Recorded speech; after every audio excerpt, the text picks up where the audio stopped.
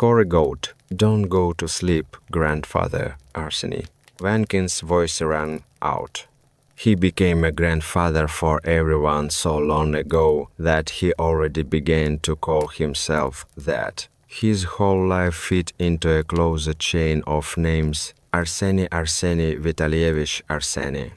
If you look at it this way, his whole life is a spit, and if you look from the point of view of fatigue from life centuries.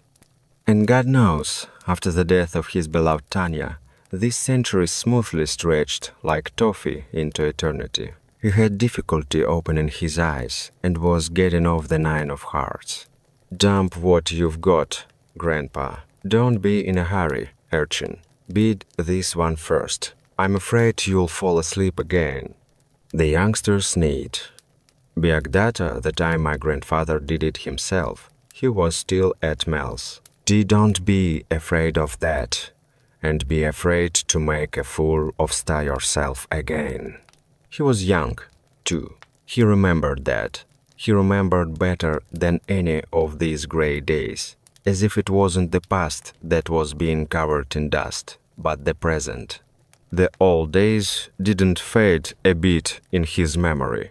I remembered sitting in the same yard, here, in the same place, but still at the old table, and slaughtering a goat with the boys. It was an unspoken rule of the game to play only 2 on 2. The tabletop crackled with falling rocks. The air was filled with fish, eggs, double, and laughter. Booming and carefree children's laughter. This was 7 before he and his friend Fedyunya were lost in the forest and wandered around for 11 days in search of a home. He got out. Fedyunya no. The carefree laughter was gone forever. Throwing the remaining 2 aces to Seryoza, Grandfather Arseny muttered, "Oh, I would like to score a goat."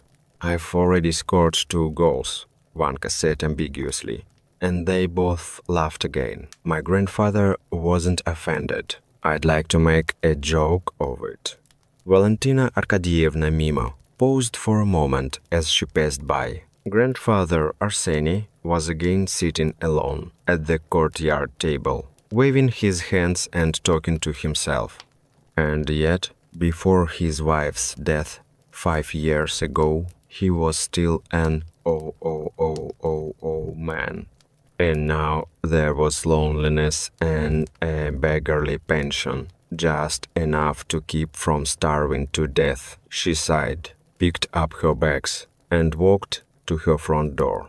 Katya Soboleva rang the doorbell. There was a cracking sound that probably sounded even worse inside than in the entryway.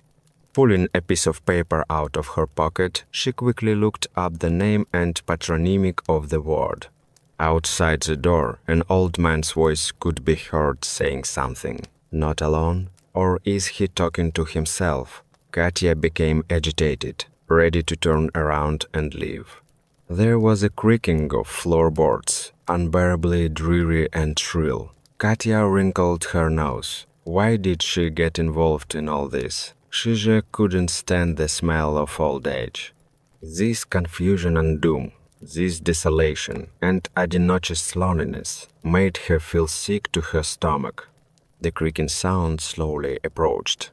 She imagined a human-sized slug crawling down the corridor, leaving a greasy, translucent trail behind it. It seemed to her that old age was contagious. One more time, and your skin turns into a toad's hide. 2, and your bones start to creak and crumble. 3, and you're dead. A shiver ran through me. God, why did she keep screwing herself upla with her kind of occupation? The door opened. In front of her, leaning against the door jamb, was an old man. Gray hair that glistened with fat, scalpel-like wrinkles that had been slashed across his face. Thin arms that were out of proportion to his body. Pale skin that looked like dough that had sagged here and there after. Dark spots that were strewn with lichen on his face and legs. Katya forced a smile, literally feeling the excessive weight of the tips of her lips. When she caught the smell coming from the other side of the door, the bitterness in her throat was about to spill out through her clenched lips. "Arseny Vitalyevich? What is it?" she asked in a well-modulated, cheerful voice. "Uh-huh," my grandfather said. "My name is Svetlana. I am from the Compassion Volunteer Service. We help single people in need of care. We are not a government entity and we are supported by voluntary contributions." The old man looked her over. "Svetlana?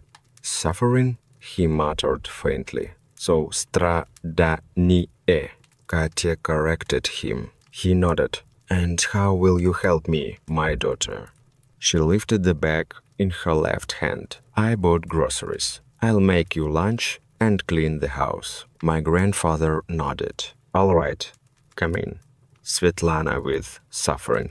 He stepped awkwardly aside to let her into the narrow hallway. Katya plunged into the sickly stench of the apartment. The shoes immediately stuck to the sticky floor.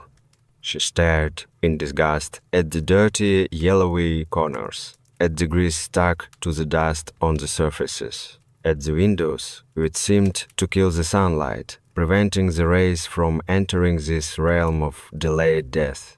Old Man Wu